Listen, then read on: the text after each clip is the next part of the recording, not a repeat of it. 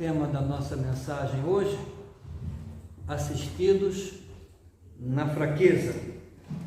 O texto que servirá como base, Romanos capítulo 8, versículo 26 ao versículo 29, o pastor vai ler e os irmãos poderão acompanhar na projeção. Também o Espírito, semelhantemente, nos assiste em nossas fraquezas, porque não sabemos orar como convém, mas o mesmo Espírito intercede por nós sobremaneira com gemidos inexprimíveis. E aquele que sonda os corações sabe qual é a mente do Espírito, porque segundo a vontade de Deus é que ele intercede pelos santos. Sabemos que todas as coisas cooperam para o bem daqueles que amam a Deus, daqueles que são chamados segundo o seu propósito. Porquanto, aos que de antemão conheceu, também os predestinou para serem conformes à imagem de seu Filho, a fim de que ele seja o primogênito entre muitos irmãos. Que Deus possa abençoar sua palavra em cada coração e também aplicá-la de acordo às nossas necessidades. Irmãos, encontramos 4 grandes verdades no texto que lemos, esse texto de Romanos, capítulo 8, versículo 26 ao 29. 4 grandes verdades que eu desejo partilhar com os irmãos nesta mensagem. Primeira verdade sobre a solidariedade de Deus. A segunda nos fala da compaixão de Deus. Em terceiro lugar, nos fala também da soberania de Deus. E por último, propósito de Deus. Eu vou começar pela solidariedade de Deus, a solidariedade de Deus. O que é uma pessoa solidária? Solidária é a pessoa que está sempre ao teu lado, disposta a ajudar-te, a demonstrar solidariedade, empatia. É a pessoa amiga, a pessoa companheira. Essa solidariedade de Deus é anunciada pelo apóstolo Paulo, quando diz que o Espírito Santo de Deus nos assiste ou nos ajuda nas nossas fraquezas. A Bíblia é sincera em relação a nós e diz que somos fracos. Somos fracos, temos fraquezas. Não sei se alguém discorda, né? Agora eu sei que eu sou fraco. Eu sei que eu sou fraco. Ao olhares para ti mesmo, como te consideras? Forte ou fraco? Do ponto de vista físico, és forte ou fraco? E no aspecto emocional, responde com equilíbrio às diversas circunstâncias da vida ou te abates facilmente? Te deprimes facilmente? Moralmente, te consideras fraco ou forte? E espiritualmente, como te consideras? Bem, se formos honestos, diante da maioria dessas perguntas, vamos responder: sou fraco, sou fraco. Mas a boa notícia, irmãos, é que a Bíblia diz que o Espírito Santo, ao ver as nossas fraquezas, nos ajuda. E da mesma maneira também o Espírito nos ajuda nas nossas fraquezas. E olha que está no plural. Temos várias fraquezas. Ele sabe que somos vulneráveis, sabe que somos frágeis. A Bíblia diz que Deus conhece a nossa estrutura e sabe que somos pó. Por isso, enviou o Espírito Santo, a terceira pessoa da Divina Trindade, para estar ao nosso lado como nosso ajudador. O Espírito Santo está lado a lado conosco para ajudar-nos, para carregar os fardos que não conseguimos levar. Inclusive, irmãos, no grego, o nome que Jesus deu ao Espírito Santo foi Paracleto. Alguns falam Paráclito, né? Mas o correto é Paracleto, que significa aquele que é colocado ao nosso lado para ajudar-nos. É o significado de consolador, ajudador, paracleto. Então o Espírito Santo está ao teu lado para ajudar-te nas tuas fraquezas. Paulo defende a ideia de que somos tão fracos que nem sequer sabemos orar como convém. O ato de orar, que é um exercício espiritual tão importante de comunhão com Deus, de fortalecimento espiritual, de renovo, nem isso conseguimos fazer direito. Não sabemos orar. Eu não sei orar. Eu tenho dificuldade em orar. E a pergunta é por que não sabemos orar como convém? Por quê? A resposta, irmãos, é porque temos o entendimento embaçado pelo pecado e por isso pedimos mal. Pedimos mal. Há ocasiões em que pedimos coisas que não são boas. Tiago diz isso, capítulo 4, versículo 3, pedis e não recebeis, por quê? Pedis mal. Pedis mal. A verdade é que nem sabemos o que é melhor para nós. Quantas vezes já pediste algo a Deus a pensar que era o mais importante para a tua vida e Deus não te concedeu? Ele disse não. O que deve saber é que nesse não de Deus, por trás desse não de Deus, estava a misericórdia de Deus, o cuidado de Deus, o livramento de Deus. Deus disse não, porque pediste mal. Talvez pediste pedra, a pensar que era pão, e Deus não deu. Pediste uma serpente, a pensar que era um peixe. Deus disse não, porque o que estavas a pedir não fazia sentido, não era o melhor para a tua vida. E Deus quer alinhar o teu coração com a vontade dele, não com o teu desejo, que nem sempre é bom. Inclusive, irmãos, oração é isso. Não é alinhar o coração de Deus ao meu coração. Não é convencer Deus a fazer o que eu quero, não.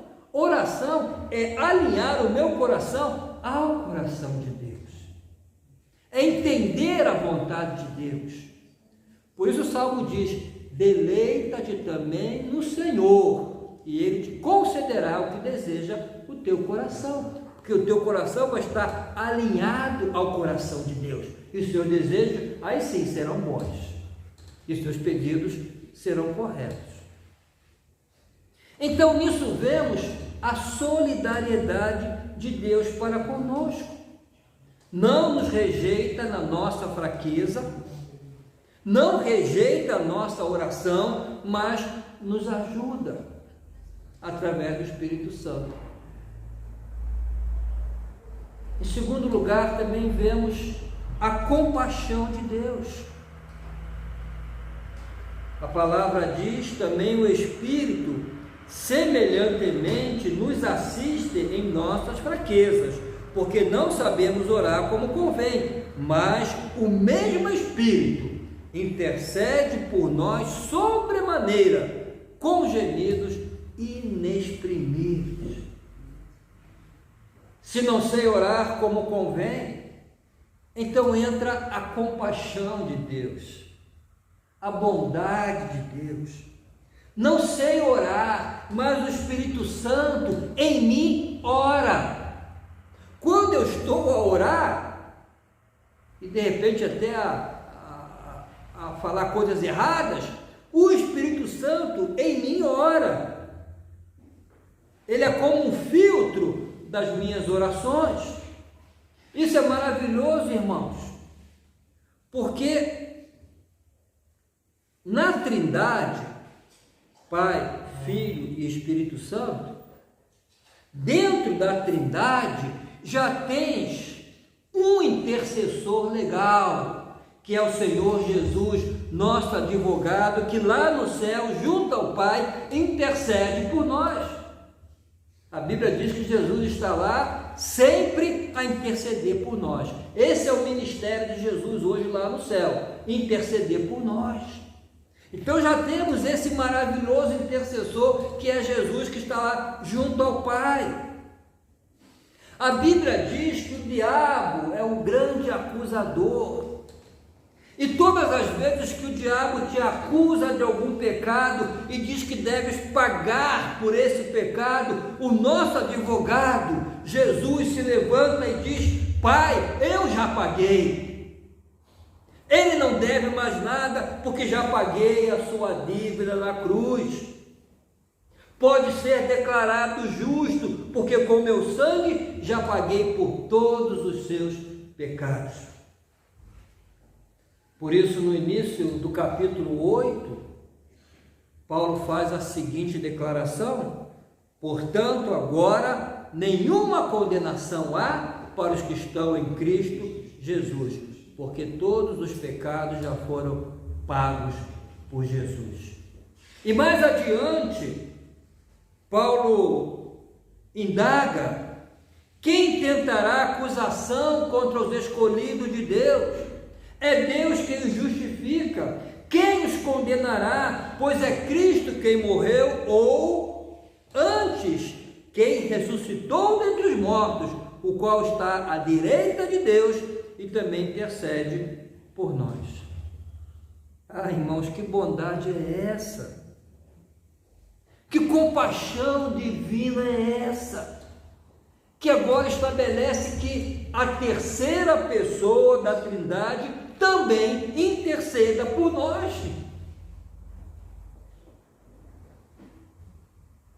Não no tribunal do céu, junto ao Pai, lá está Jesus, mas intercede por nós e em nós, ao Deus que está sobre nós. Intercede por nós, em nós, ao Deus que está sobre nós. Já pensaste nisso? Que Deus, na pessoa do Espírito Santo, habita em ti. És morada do Espírito Santo. E que, a habitar em ti, intercede por ti ao Deus que está sobre ti. Já imaginaram isso, irmãos? Nosso corpo tão frágil é santuário de Deus, casa e morada onde Deus tem prazer em habitar. E dentro desta casa, o Espírito Santo intercede por nós. De que forma? De que maneira intercede por nós? Com muita intensidade. Em primeiro lugar, com muita intensidade. O texto diz: mas o mesmo Espírito intercede por nós sobremaneira. Eu quero destacar a expressão sobremaneira. Trata-se de um advérbio de intensidade, está a indicar intensidade, significa que intercede por nós acima do normal, sobremaneira, intensamente. Já perceberam, irmãos, que às vezes oramos, mas não oramos? Já perceberam isso? Falta intensidade na nossa oração. Ana é um exemplo de oração com intensidade. Os irmãos conhecem a história de Ana. Era estéril, então orou intensamente a Deus para que pudesse ter um filho. Orou com tanta intensidade e fervor que o sacerdote Eli pensou que estava embriagada. E diante disso, Ana respondeu ao sacerdote: não, Senhor meu, eu sou uma mulher atribulada de espírito, nem vinho nem bebida forte tenho bebido, porém tenho derramado a minha alma perante o Senhor. 1 Samuel 1,15. Na maioria das vezes, não oramos com a mesma intensidade de Ana. Mas se pudéssemos visualizar corporeamente o Espírito Santo nesse momento a orar por nós, o veríamos a orar com muita força, com toda a sua energia, com toda a sua capacidade, com toda a sua veemência. Ele intercede por nós sobremaneira, com muita intensidade, acima do normal. Em segundo lugar, ele intercede com gemidos inexprimíveis. Sabe o que é isso, irmãos? Se tivéssemos ouvidos capazes de ouvir, acho que ia ser um barulho tremendo, um gemido que não dá para expressar.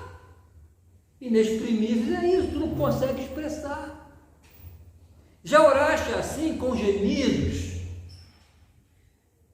Podemos ver isso uma vez mais também no exemplo de Ana. Ao observar Ana orar, os irmãos lembram? Ele percebeu que seus lábios moviam intensamente, mas que ela não articulava palavras, só seus lábios moviam. A sua alma estava a gemer, só saíam gemidos. Diz a Bíblia que Ana no seu coração falava, e só se moviam os seus lábios, porque não se ouvia a sua voz. Talvez as orações mais eloquentes que já fizemos, irmãos, são aquelas que não conseguimos articular nem sequer uma palavra. Mas o certo é que Deus lê a alma, Deus escuta os gemidos. Eu particularmente acho que às vezes em que orei com maior intensidade, tinha um nó na garganta e o som não saía. Eu lembro de uma experiência que eu tive, os irmãos acompanharam isso, há 4 anos atrás, se não me engano. Eu tinha recém-chegado aqui, que o meu filho mais novo teve um problema, surtou e desapareceu, ficou mais de um dia desaparecido, sem saber onde estava, né? Irmãos, era 11 da noite, não havia sido encontrado ainda, eu me tranquei no quarto, mas eu orava, eu clamava tanto ao Senhor, não saía nada, eu tinha um nó aqui na garganta, mas Deus sabia o gemido da minha alma, Deus sabia. Então, aquelas noites escuras da alma, aqueles vales mais profundos da vida, aquelas horas mais amargas da tua história, aquele momento que te sentes esmagado por um peso cruel, então te ajoelhas diante de Deus, e nessa hora não sai palavras, só sai gemidos. É dessa maneira, irmãos, é com essa agonia, é com essa intensidade que o Espírito Santo intercede por ti, com gemidos.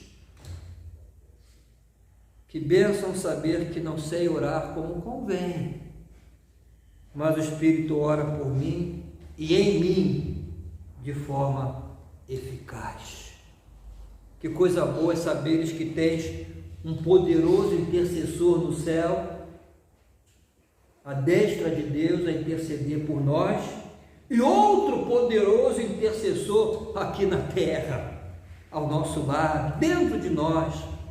Tens um intercessor junto do tribunal de Deus, Jesus Cristo, e tens um intercessor no tribunal do teu coração, o Espírito Santo.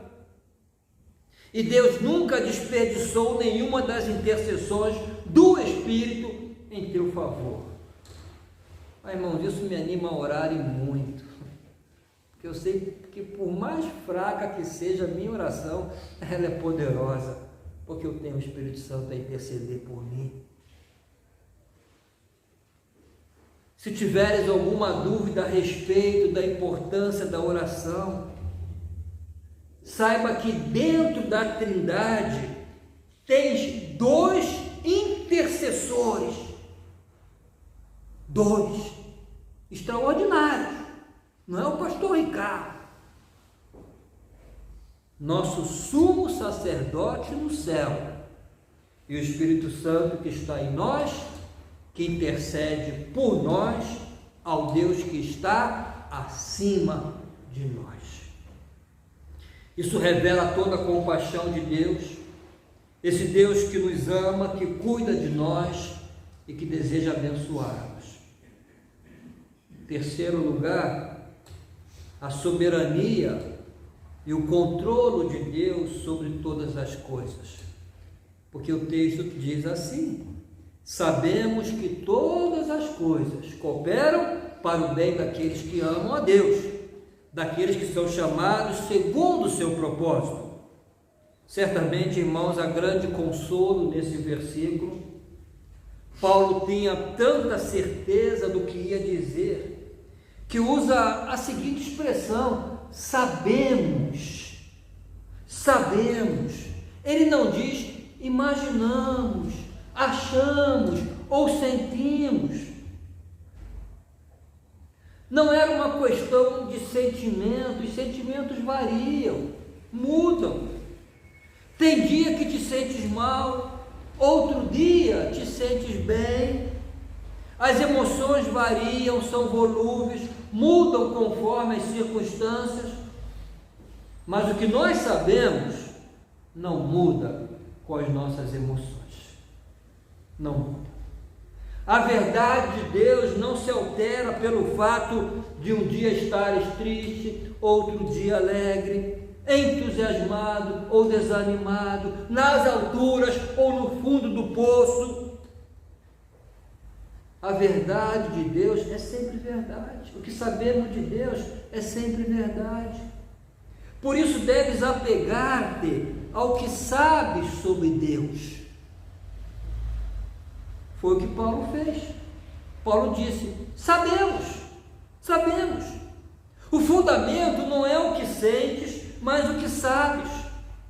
O que sabes não muda, faça chuva, faça sol, de noite ou de dia, no vale ou no monte, na saúde ou na doença, com dinheiro ou sem dinheiro, sabemos. Numa festa ou num funeral, sabemos. E o que sabemos? Que todas as coisas cooperam para o bem daqueles que amam a Deus. Todas as coisas, não algumas coisas apenas, ou poucas coisas, e nem mesmo muitas coisas, não, são todas as coisas. E todas é mais que muito. Deus faz com que todas as coisas contribuam para o bem. Os irmãos sabem o que ensina esse texto? Ensina que não estás sujeito ao léu, jogado pelo vento ao sabor das circunstâncias, de um lado para o outro, que Deus não está lá no céu e diz: olha, cuida de ti. Esse texto está a dizer que Deus tem um propósito para a tua vida, e que esse propósito é perfeito, eterno, vitorioso, e que Deus está no controle da tua história, da minha história. Esse texto está a dizer que podes descansar o teu coração em Deus, porque as circunstâncias adversas ou as circunstâncias alegres que chegam à tua vida não são por acaso, nada é por acaso, mas existe uma providência soberana e sábia, sabemos isso. É claro que Paulo não está a dizer que todas as coisas são boas, não é isso que ele está a dizer. Vivemos num mundo caído, onde há lutas, tempestades, crise na família, crise dentro de ti, acidentes, doenças. O que Paulo está a dizer é que se amas a Deus de verdade, mesmo essas circunstâncias adversas, contrárias, sombrias, tenebrosas, Deus pega todas essas coisas, as ajeita de tal maneira que no final vais entender que tudo isso contribuiu para o teu bem, ou para o bem de outra pessoa até. Isso aconteceu com José. Lembra José do Egito? Vendido pelos seus irmãos como escravo, uma tragédia. Mas pela providência de Deus, depois de passar por diversas provações, angústias, sofrimentos, tornou-se governador do Egito, o segundo homem mais poderoso da terra. Irmãos, não foi assim da noite para o dia, não. Passaram-se anos. José no calabouço. Mas Deus transformou a situação. Tornou-se governador do Egito, o segundo homem mais poderoso do mundo. Assim José pôde fazer um plano de estoque de alimentos que salvou o mundo da fome numa época de grande escassez. E quando seus irmãos, que o haviam vendido como escravo, descobriram que agora era o governador do Egito, temeram que quisesse vingar-se deles. Mas José lhes disse: não temais, vós bem intentastes mal contra mim, porém Deus o tornou em bem, para fazer como se vê neste dia, para conservar em vida a um povo grande. Por trás de tudo que havia, por trás de tudo que aconteceu, havia uma providência divina. Jacó, os irmãos imaginem o sofrimento de Jacó. O pai de José, sem saber a verdade, passou vários anos a lamentar a morte do filho, que pensava que havia sido devorado por algum animal selvagem, porque foi o que disseram os irmãos que o haviam vendido. Mas Deus usou tudo isso não somente para abençoar a família de Jacó, mas para salvar o mundo inteiro da fome. Talvez aquilo que hoje estás a lamentar, ou estejas a lamentar como a maior dor da tua alma, o maior problema da tua família, talvez amanhã será a grande alegria da tua alma, e o motivo do teu maior louvor a Deus. Sabemos que todas as coisas, Pela nossa limitação, nosso campo de visão é muito estreito, muito limitado, é muito curto, nós só enxergamos um palmo à frente, e às vezes nem isso. Mas Deus enxerga na curva, Deus vê no escuro, Ele vê o amanhã, e Ele está a trabalhar, não contra nós, mas a nosso favor, para o nosso bem. Sabemos isso. Sabemos isso. É claro que hoje, quando olhas para um momento difícil da tua casa, um momento difícil da tua família, quando vês um filho a passar por uma luta, ou vês um problema no casamento, ou um problema financeiro, circunstâncias adversas que vêm de repente sobre ti, então choras, lamentas, murmura. O problema é que estamos a olhar este cenário pelo avesso, pelo lado contrário. Mas Deus está a olhar lá na frente, e Deus diz: meu filho, estou no controle, não perdi o controle, sei o que estou a fazer. Não estou a trabalhar contra ti, mas estou a trabalhar por ti, sabemos. E para concluir, irmãos, depois que trabalhamos a questão da solidariedade de Deus, da compaixão e soberania de Deus, que faz com que tenha todas as coisas debaixo do seu controle, em quarto lugar, vamos trabalhar agora o propósito de Deus. Porque Paulo diz: sabemos que todas as coisas cooperam para o bem daqueles que amam a Deus, daqueles que são chamados segundo o seu propósito. Deus tem um propósito. Que propósito é esse? Há um grande projeto de Deus na tua vida. E esse grande projeto não é ganhar dinheiro. Não é errado ganhar dinheiro, nem é pecado. Inclusive, honestamente, né? Inclusive devemos ter o alvo de prosperar, de avançar, de melhorar.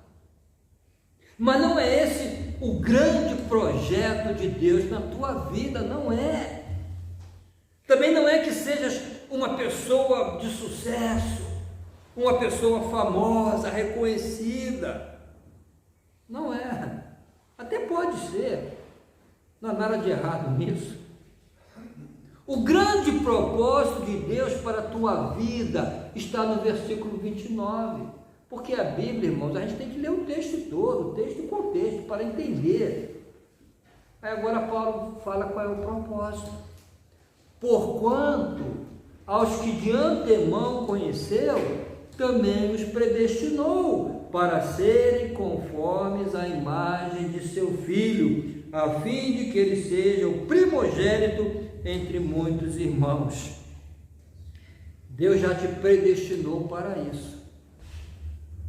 A predestinação aqui, irmão, significa declaração antecipada. Deus declarou, e ninguém muda essa declaração de Deus.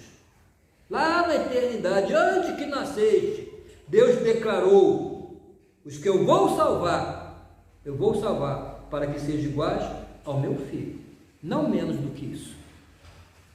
Então não é um plano B, porque algo deu errado, né? Não foi no percurso da tua vida, ou depois que aceitaste Jesus, não, foi antes da fundação do mundo. Deus já te conhecia, já te amava, e já havia determinado quem serias, o produto final. Já te havia destinado para um propósito, ser uma pessoa parecida com Jesus. Então, é a hora de fazermos uma pergunta. É hora de fazeres uma pergunta à tua própria alma. O que sou? O que penso? o que falo, o que faço, as minhas atitudes, como ajo e reajo. Estou a resplandecer na minha vida o caráter de Jesus? Será que as pessoas podem ver Jesus em mim? Será que Jesus está a ser formado em mim? Porque, irmãos, esse é o propósito de Deus. E é isso que significa ser cheio do Espírito Santo. É exatamente ser uma pessoa parecida com Jesus. A grande marca de uma pessoa cheia do Espírito Santo é que ela está cheia de Jesus, porque o Espírito Santo é o Espírito de Cristo. Então ela é parecida ao caráter de Jesus. Se ainda não tenhas descoberto o propósito da tua vida, para que vieste ao mundo, porque existes, saiba disso. Deus tem esse propósito na tua vida estabelecido lá na eternidade. Lá na eternidade Deus estabeleceu isso. Ele quer que sejas igual a Jesus. Predestinou-se para isso. Esse é o grande propósito da tua vida. As outras coisas, bênçãos, saúde, vem a reboque. Mas o grande propósito é que sejas como Jesus. Muito mais, preste atenção, muito mais do que levar-te para a glória, Deus quer transformar-te na imagem do Rei da Glória. Muito mais que te levar para a glória, Ele quer te transformar a imagem do Rei da Glória. Porque é assim que seremos lá no céu. Quando Jesus voltar, vai levar-nos para a glória, mas antes seremos transformados. 100% transformados. Somos fracos, mas o Espírito Santo nos ajuda. Não sabemos orar, mas intercede. Não sabemos fazer escolhas boas, mas sabemos que Deus faz com que todas as coisas cooperem para o nosso bem. Temos projetos de vida, podemos ter, mas o projeto de Deus, que deve estar acima dos nossos projetos, é que sejas parecido com Jesus. E é o Espírito Santo que nos capacita a isso. Amém?